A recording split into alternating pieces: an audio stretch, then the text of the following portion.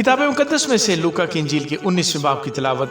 وہ یرہو میں داخل ہو کر جا رہا تھا، اور دیکھو زکئی نام ایک آدمی تھا جو محصول لینے والوں کا سردار اور دولت مند تھا۔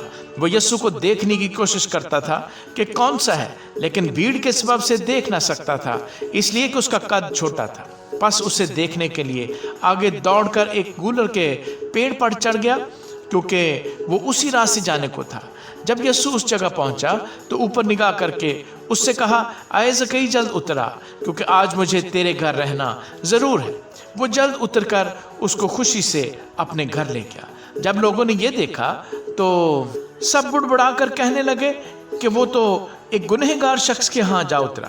اور زکئی نے کھڑے ہو کر خداوند سے کہا، آئے خداوند، دیکھ میں اپنا آدھا مال غریبوں کو دیتا ہوں، اور اگر کسی کا کچھ ناحق لے لیا ہے تو اس کو چوگنا ادا کرتا ہوں۔ یسوع نے اس سے کہا، آج اس گھر میں نجات آئی ہے، اس لیے کہ یہ بھی ابراہیم کا بیٹا ہے، کیونکہ ابن آدم کھوئے ہوں کو ڈھونڈنے اور نجات دینے آیا ہے۔ جب وہ ان باتوں کو سن رہے تھے تو اس نے ایک تمثیل بھی کہی، اس لیے کہ یروشلم کے نزدیک تھا، اور وہ گمان کرتے تھے کہ خدا کی بادشاہی ابھی ظاہر ہوا چاہتی ہے۔ پس اس نے کہا کہ ایک امیر دور دراز ملک کو چلا تاکہ بادشاہی حاصل کر کے پھر آئے۔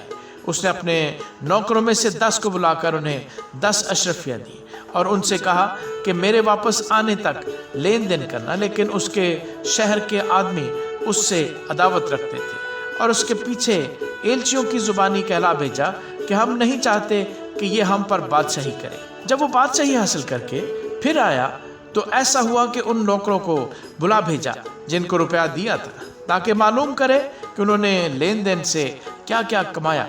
پہلے نے حاضر ہو کر کہا، آئے خداوند، تیری اشرفی سے 10 اشرفیاں پیدا ہوئیں۔ اس نے اس سے کہا، اے اچھے نوکر، شاباش، اس لیے کہ تو نہایت تھوڑے میں دیانتدار نکلا، اب تو 10 شہروں پر اختیار رکھ۔ دوسرے نے آ کر کہا، اے خداوند، تیری اشرفی سے 5 اشرفیاں پیدا ہوئیں۔ اس نے اس سے بھی کہا کہ تو بھی 5 شہروں کا حاکم ہو۔ تیسرے نے آ کر کہا، اے خداوند، دیکھ، تیری اشرفی یہ ہے جس کو میں نے رومال میں باندھ رکھا، کیونکہ میں تجھ سے ڈرتا تھا، اس لیے کہ تو سخت آدمی ہے، جو تو نے نہیں رکھا اسے اٹھا لیتا ہے، اور جو تو نے نہیں بویا اسے کاٹتا ہے۔ اس نے اس سے کہا، اے شریر نوکر، میں تجھ کو تیرے ہی منہ سے ملزم ٹھہراتا ہوں۔ تو مجھے جانتا تھا کہ سخت آدمی ہوں، اور جو میں نے نہیں رکھا اسے اٹھا لیتا، اور جو نہیں بویا اسے کاٹتا ہوں۔ پھر تو نے میرا روپیہ ساہوکاروں کے ہاں کیوں نہ رکھ دیا کہ میں آ کر اسے سود سمیت لے لیتا؟ اور اس نے ان سے کہا جو پاس کھڑے تھے کہ وہ اشرفی اس سے لے لو اور 10 اشرفی والے کو دے دو۔ انہوں نے اس سے کہا، اے خداوند، اس کے پاس 10 اشرفیاں تو ہیں۔ میں تم سے کہتا ہوں کہ جس کے پاس ہے اس کو دیا جائے گا، اور جس کے پاس نہیں اس سے وہ بھی لے لیا جائے گا جو اس کے پاس ہے۔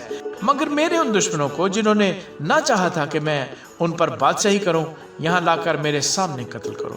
یہ باتیں کہہ کر وہ یروشلم کی طرف ان کے آگے آگے چلا۔ جب وہ اس پہاڑ پر جو زیتون کہلاتا ہے، بیت فگے اور بیتنیہ کے نزدیک پہنچا تو ایسا ہوا کہ اس نے شاگردوں میں سے 2 کو یہ کہہ کر بھیجا کہ سامنے کے گاؤں میں جاؤ، اور اس میں داخل ہوتے ہی ایک گدھی کا بچہ بندھا ہوا ملے گا، جس پر کبھی کوئی آدمی سوار نہیں ہوا، اسے کھول لاؤ، اور اگر کوئی تم سے پوچھے کہ کیوں کھولتے ہو تو یوں کہہ دینا کہ خداوند کو اس کی ضرورت ہے۔ پس جو بھیجے گئے تھے انہوں نے جا کر جیسا اس نے ان سے کہا تھا ویسا ہی پایا۔ جب گدھی کے بچے کو کھول رہے تھے تو اس کے مالکوں نے ان سے کہا کہ اس بچے کو کیوں کھولتے ہو؟ انہوں نے کہا کہ خداوند کو اس کی ضرورت ہے۔ وہ اس کو یسوع کے پاس لے آئے اور اپنے کپڑے اس پر ڈال کر یسوع کو سوار کیا۔ جب جا رہا تھا تو وہ اپنے کپڑے راہ میں بچھاتے جاتے تھے، اور جب وہ شہر کے نزدیک زیتون کے پہاڑ کے اتار پر پہنچا تو شاگردوں کی ساری جماعت ان سب معجزوں کے سبب سے جو انہوں نے دیکھے تھے خوش ہو کر بلند آواز سے خدا کی حمد کرنے لگی کہ مبارک ہے وہ بادشاہ جو خداوند کے نام سے آتا ہے، آسمان پر صلح اور عالم بالا پر جلال۔ بھیڑ میں سے بعض فریسیوں نے اس سے کہا، اے استاد، اپنے شاگردوں کو ڈانٹ دے۔ اس نے جواب میں کہا، میں تم سے کہتا ہوں کہ اگر یہ چپ رہے تو پتھر چلا اٹھیں گے۔ جب نزدیک آ کر شہر کو دیکھا تو اس پر رویا اور کہا، کاش کہ تو اپنے اسی دن میں سلامتی کی باتیں جانتا، مگر اب وہ تیری آنکھوں سے چھپ گئی ہیں، کیونکہ وہ دن تجھ پر آئیں گے کہ تیرے دشمن تیرے گرد مورچہ باندھ کر تجھے گھیر لیں گے، اور ہر طرف سے تنگ کریں گے، اور تجھ کو اور تیرے بچوں کو جو تجھ میں ہیں زمین پر دے پٹکیں گے، اور تجھ میں کسی پتھر پر پتھر باقی نہ چھوڑیں گے، اس لیے کہ تو نے اس وقت کو نہ پہچانا جب تجھ پر نگاہ کی گئی۔ پھر وہ ہیکل میں جا کر بیچنے والوں کو نکالنے لگا اور ان سے کہا، لکھا ہے کہ میرا گھر دعا کا گھر ہوگا، مگر تم نے اس کو ڈاکوں کی کھو بنا دیا۔ اور وہ ہر روز ہیکل میں تعلیم دیتا تھا، مگر سردار کاہن اور فقیہ اور قوم کے رئیس اس کے ہلاک کرنے کی کوشش میں تھے، لیکن کوئی تدبیر نہ نکال سکے کہ یہ کس طرح کرے، کیونکہ سب لوگ بڑے شوق سے اس کی سنتے تھے۔ آمین۔